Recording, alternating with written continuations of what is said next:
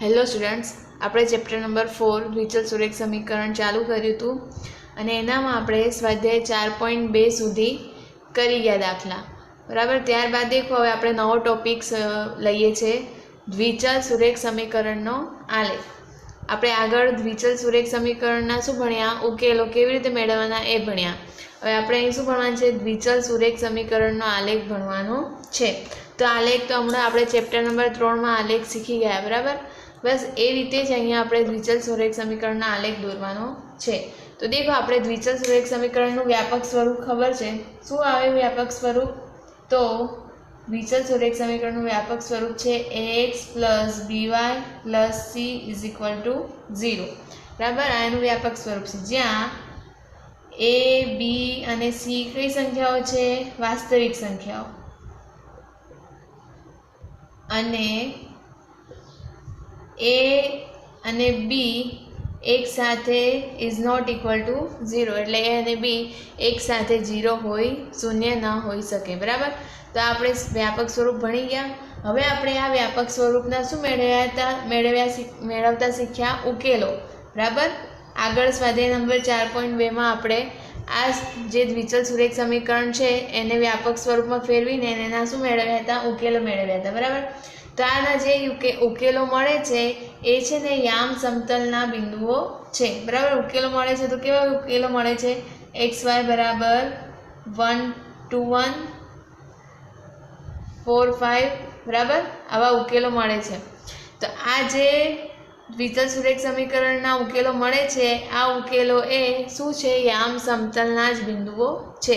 તો તમને યાદ હોય તો આપણે ચેપ્ટર નંબર 3માં આવી રીતે જ બિંદુઓ આપેલા હતા અને આપણે એ બિંદુઓનું નિરૂપણ આલેખમાં કર્યું હતું. બરાબર. એવી રીતે જ અહીંયા આપણે શું કરવાનું છે, દ્વિચલ સુરેખ સમીકરણ આપેલું હોય તો પહેલાં તો એના શું શોધવાના? ઉકેલો. બરાબર. ઉકેલો કેવી રીતે શોધવાના છે આપણે ભણી ગયા છીએ સ્વાધ્યાય 4.2માં. એ ઉકેલો શોધીને આપણે જેટલા ઉકેલો મળે, એટલે કે જેટલા બિંદુ મળે એ બધા બિંદુઓને કઈ દર્શાવવાનું? આલેખપત્રમાં દર્શાવવાનું છે. તો તે આલેખપત્રમાં એ બિંદુઓ દર્શાવીશું તો તે બિંદુઓ એક સીધી રેખામાં મળશે. બરાબર. આ તમામ ઉકેલનું આલેખપત્ર પર નિરૂપણ કરવામાં આવે તો બિંદુઓ સમરેખ મળે છે. બરાબર. જો આ ઉકેલો દ્વિચલ સુરેખ સમીકરણના જે ઉકેલો મળે એને આલેખપત્રમાં જો એનું નિરૂપણ આવી રીતે કરવામાં આવે. બરાબર. આ આલેખપત્ર લીધો, આ x અક્ષ લીધું, આ y અક્ષ લીધું, એનામાં જો આ બિંદુઓનું નિરૂપણ કરવામાં આવે તો તે બિંદુઓ કેવા હોય છે? સમરેખ, એટલે કે સીધી રેખામાં હોય છે. બરાબર. સમરેખ એટલે એક સીધી રેખામાં મળે છે. માટે દરેક દ્વિચલ સુરેખ સમીકરણનો આલેખ રેખા સ્વરૂપે મળે છે. બરાબર. એટલે કે અહીંયા એટલા માટે શું કહેવાય છે કે દરેક દ્વિચલ સુરેખ સમીકરણનો આલેખ. બરાબર. એવું જરૂરી નથી કે અહીં આમ આડી રેખા મળે, અહીં પણ આડી આમ રેખા મળી શકે છે. બરાબર. અહીં પણ આમ આડી રેખા મળી શકે છે, અહીં પણ આવી રીતે આડી રેખા મળી શકે છે. એટલે કે દરેક દ્વિચલ સુરેખ સમીકરણનો આલેખ કયો મળે છે? રેખા સ્વરૂપે જ મળે છે. તો માટે શું લખાય? માટે દરેક દ્વિચલ સુરેખ સમીકરણનો આલેખ કયા સ્વરૂપે મળે છે? તો રેખા સ્વરૂપે જ મળે છે. આ ખાસ યાદ રાખજો કે દ્વિચલ સુરેખ સમીકરણનો આલેખ કયા સ્વરૂપે મળે છે? તો રેખા સ્વરૂપે જ મળે છે. અહીંયા દ્વિચલ સુરેખ સમીકરણનો આલેખ દર્શાવવા માટે આપણે ઓછામાં ઓછા 3 ભિન્ન બિંદુઓ લઈને આલેખપત્ર દોરી શકાય છે. બરાબર. એટલે આલેખ દોરવા માટે દ્વિચલ સુરેખ સમીકરણમાં આલેખ દોરવા માટે કેટલા બિંદુઓ જોઈએ? ઓછામાં ઓછા 3. બરાબર. 2 હોય તો પણ ચાલે, 2 થી ઓછા ના હોવા જોઈએ. પણ જો 3 બિંદુ હોય તો તમારે આલેખ વધુ સારી રીતે આપણે સરળતાથી ને ચોકસાઈપૂર્વક દોરી શકીએ. એટલે કે ઓછામાં ઓછા આલેખ દોરવા માટે કેટલા બિંદુઓ હોવા જોઈએ? ઓછામાં ઓછા 3 બિંદુઓ હોવા જોઈએ. બરાબર. 2 બિંદુ હોય તો પણ આલેખ તો બનશે જ, પણ 3 બિંદુ હોય તો વધારે સારું. હવે દ્વિચલ સુરેખ સમીકરણના આલેખની વ્યાખ્યા શું આવે? તો કોઈ દ્વિચલ સુરેખ સમીકરણનું ભૌમિતિક રીતે નિરૂપણ કરતા બનતી રેખા એ સમીકરણના ઉકેલોનો સમૂહ છે. એટલે કે કોઈ દ્વિચલ સુરેખ સમીકરણનું ભૌમિતિક રીતે, બરાબર. તો આપણે દ્વિચલ સુરેખ સમીકરણનું ભૌમિતિક રીતે આ આલેખ પર આપણે શું કર્યું, દર્શાવી દીધું। અહીંયા देखिए આપણે एक्स अक्ष लीधु, वाय अक्ष लईए बराबर। आ 0 आ एक्स वाय वाय डेश एक्स डेश। हवे आपणे अहींया द्विचल सुरेख समीकरणनुं भौमितिक रीते एटले द्विचल सुरेख समीकरणना जे उकेलो छे एने भौमितिक एटले के आलेख पत्रमां एनुं निरूपण करता बराबर। तो आ बिंदुओ स्वरूपे एना उकेल मळे छे अने बिंदुओनुं निरूपण करता आपणे चेप्टर नंबर 3 मां भणी गया छे। तो बस ए रीते आपणे शुं करवानुं छे, बिंदुओनुं निरूपण करवानुं छे बराबर। एक बिंदु अहीं आव्युं, एक बिंदु अहीं आव्युं बराबर। एक बिंदु अहीं आवे छे कंईक, तो एनुं આવી રીતે નિરૂપણ કરવાનું છે। અને જો એ નિરૂપણ કરતા એ બિંદુઓથી એક સીધી રેખા બનતી હોય બરાબર, તો એ સમીકરણના ઉકેલોનો સમૂહ છે। તો બરાબર દેખો અહીંયા અહીં સીધી એક રેખા બને છે, બિંદુઓ જે દર્શાવેલા છે। તો આ એક સીધી રેખા મળી, તો એ સીધી રેખા પર જેટલા જેટલા બિંદુઓ આવેલા છે એટલે આ રેખા એ બિંદુઓનો સમૂહ છે, समीकरणना उकेलोनो समूह छे। एटले आ रेखा पर जेटला बी बिंदु आवेला हशे बराबर, अहीं तो आपणे खाली 3 ज दर्शाव्या छे पण रेखा पर तो असंख्य बिंदु आवेला हशे।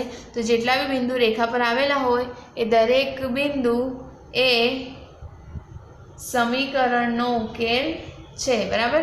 दरेक बिंदु ए समीकरणना उकेलोनो समूह छे, माटे तेने सुरेख समीकरणनो आलेख कहेवामां आवे छे।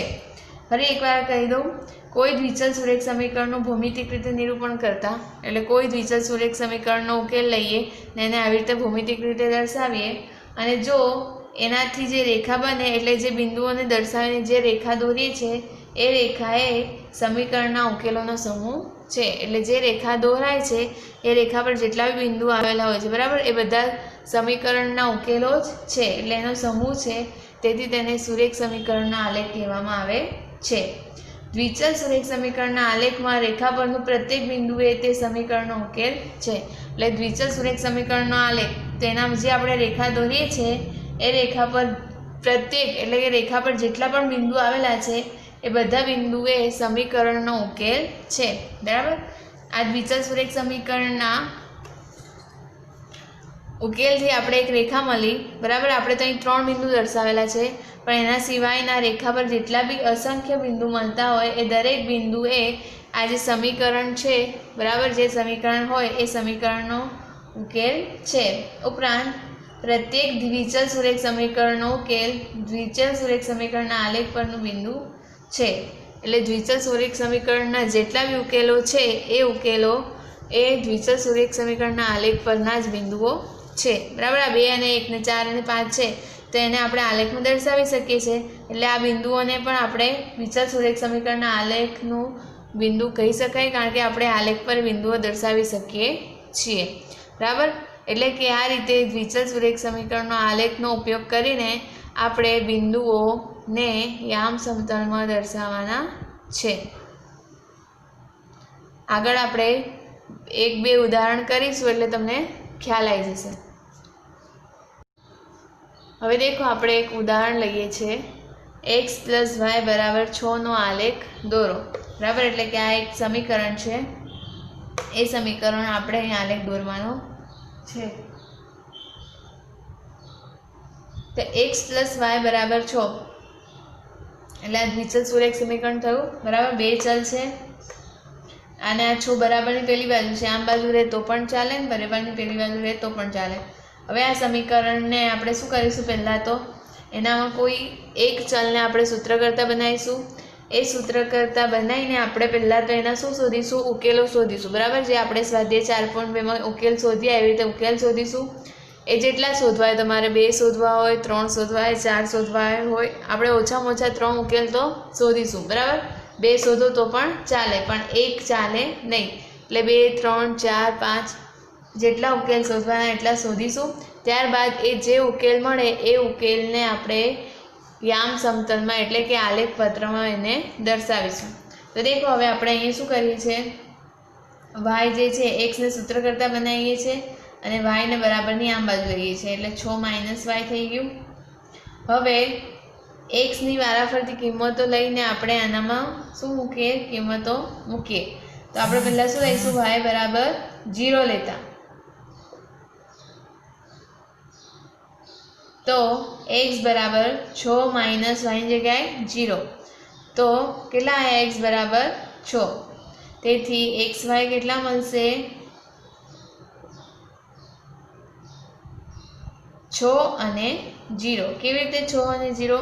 તો આ જે મળ્યું એ 6 એ શું છે? એક્સ છે અને વાય શું છે? 0. તો પહેલાં એક્સ આવે પછી વાયનું પદ આવે. બરાબર. ત્યારબાદ હવે વાય બરાબર શું લઈશું? 1. એક્સ બરાબર 6 માઇનસ વાયની જગ્યાએ શું મૂકી દઈશું? 1. તો 6 માંથી 1 જશે તો કેટલા રહેશે? 5. તેથી એક્સ વાય બરાબર શું આવી ગયું? એક્સ બરાબર કેટલા આવી ગયા? 5 અને વાય બરાબર 1 આવી ગયા. ત્યારબાદ હજી આગળ આપણે એક બિંદુ શોધી લઈએ. વાય બરાબર 2 લઈએ તો એક્સ બરાબર 6 ઓછા 2. તો કેટલા આવશે? 6 ઓછા 2 તો 4. તો તેથી એક્સ વાય બરાબર એક્સ કેટલા છે? 4 અને વાય કેટલા છે? 2. બરાબર. તો આપણા આ 3 બિંદુઓ મળી ગયા, 6 0 5 1 અને 4 2. બરાબર. તો હવે આ શું કરીશું આપણે? તો આપણે આ 3 બિંદુઓ છે, આ 3 બિંદુઓને યામ સમતલમાં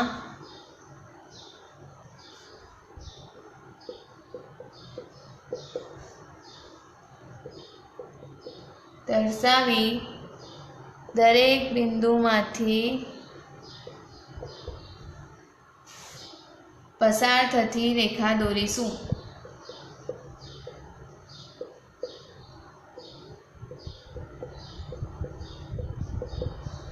બરાબર. એટલે આ જે 3 બિંદુ આપણે મેળવ્યા, બસ એ 3 બિંદુઓનો ઉપયોગ કરીને આપણે યામ સમતલમાં એને દર્શાવીશું અને એના દર્શાવીને દરેક બિંદુમાંથી પસાર થતી એક રેખા દોરીશું.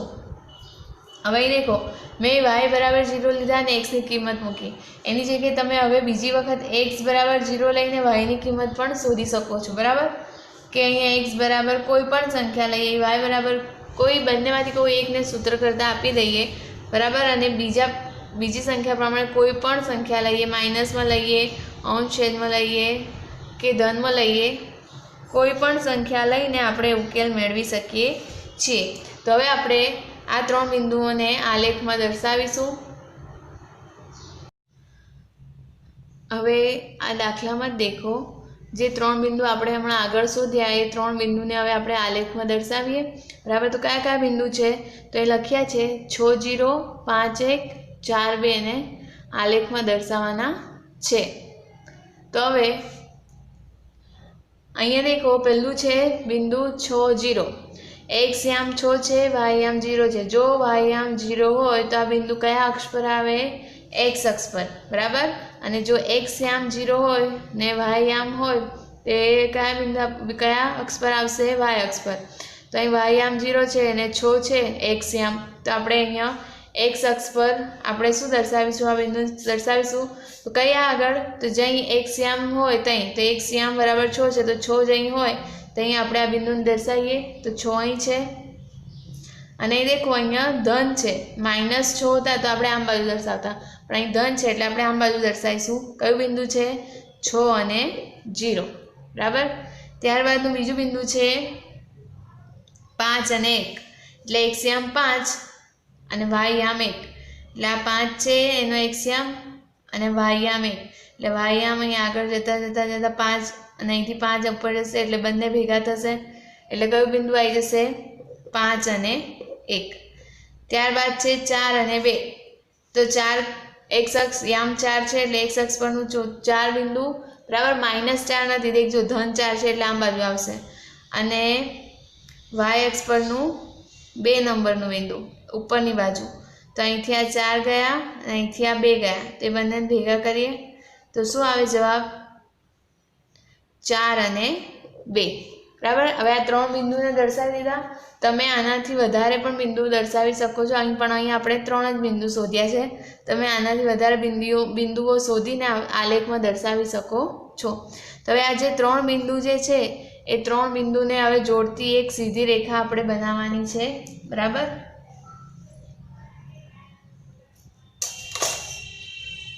તો દેખો અહીં 3 બિંદુને જોડતી એક સીધી રેખા બનાવી દઈએ।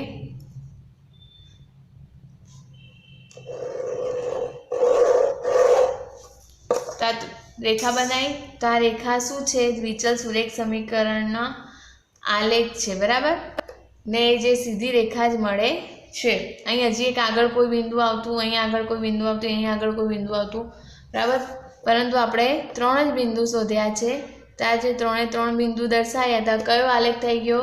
द्विचल सुरेख समीकरणनो आलेख थाय छे, बराबर। एवी ज रीते अहीं बाजू कोई बिंदु आपेला होय, अहीं सळंग 1 2 ने 3 ने अहीं एवी रीते अहीं लाइन करवानी होय तो पण ए आलेख द्विचल सुरेख समीकरणनो छे।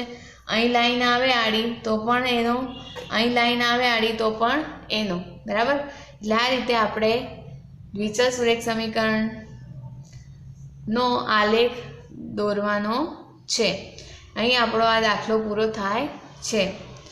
ત્યારબાદનો આપણે આગળ બીજો દાખલો કરીએ છીએ।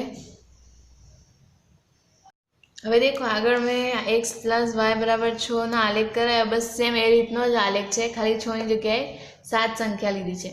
तो एनामां आपणे x + y = 7 આપણો समीकरण है। तो पहला तो आपणे शुं करीशुं, एने कोई एक चलने सूत्र करता बनावी दईने आपणे किंमत शोधीशुं। तो आपणे पहला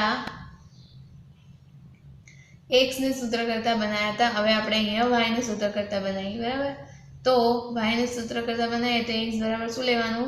0 लेता, y बराबर 7 - x, बराबर। y ने सूत्र करता बनाईए, x आम जतो रहे एटले 7 - x।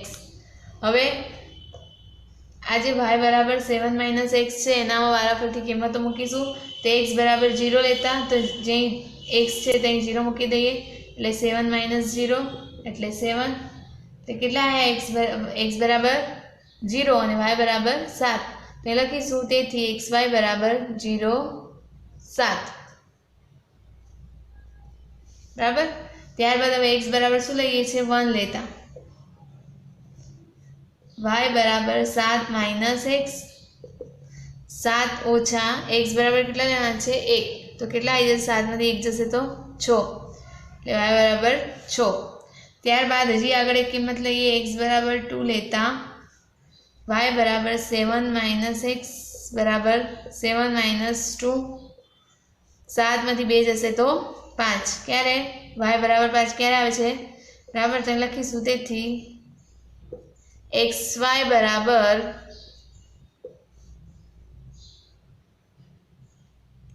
2 અને 5। અહીં xy बराबर 1 અને 6। तो आ आपणा शुं थया? x + y बराबर 7 जे छे समीकरण एना उकेल थाय छे। हवे आपणे अहींया आ उकेलोने कई दर्शाववानुं छे? तो आलेख पत्रमां दर्शाववानुं छे। आगळ मैं उदाहरणों करायो तो सेम ए रीते ज अहीं आलेख पत्रमां दर्शाववानुं छे। तो देखीए हवे आलेख पत्र। हवे आपणे बिंदुओने आलेखमां दर्शावीए, बराबर। जे बिंदुओ क्या क्या मळ्या? तो 0 7 1 6 ने 2 5, बराबर। तो आवे आ 3 बिंदुओने आपणे अहीं आलेख पत्रमां दर्शाव्युं। तो पहेલું बिंदु छे 0 7 એટલે x આમ શું છે 0 અને y આમ 7 છે, બરાબર। હવે x આમ જ્યારે 0 હોય ત્યારે y આમ કોઈ સંખ્યા હોય ત્યારે એ બિંદુને કઈ દર્શાવવાનું? તો y અક્ષ પર। તો y અક્ષ પર 7 કઈ બાજુ છે? આ રહ્યું, બરાબર। તો અહીં એક બિંદુ દર્શાવી દઈએ, કયું આવે? 0 અને 7। ત્યારબાદ છે બીજું બિંદુ છે 1 અને 6। 1 એ x આમ છે તો આ રહ્યો, અને 6 એ y આમ છે એટલે ઉપર 1 અને 6 બંને અહીં ભેગા થાય છે। અહીંથી આ 6 આવે છે ને અહીંથી આ ઉપર 1 આવે છે, તો અહીં ભેગા થાય છે એટલે 1 અને 6, બરાબર। આ આપણું બીજું બિંદુ મળ્યું। ત્યારબાદ છે ત્રીજું છે 2 અને 5। તો 2 કઈ ગયું? x આમનું 2 આ રહ્યું 2, અને y આમનું 5, 1 2 3 4 ને 5, આ 2 ને આ 5। तो अहीं आवे 2 અને 5, तो अहीं लखी दईए त्रीजું बिंदु 2 અને 5। ત્યારબાદનું हजी ત્રીજું ચોથું बिंदु अहीं शोधी शकाय, अहीं मळतुं हशे, कदाच अहीं मळतुं हशे, बराबर।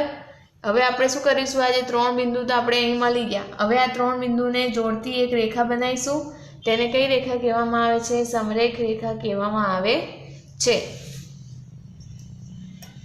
એટલે અહીં 3 બિંદુને જોડતી એક રેખા દોરીએ.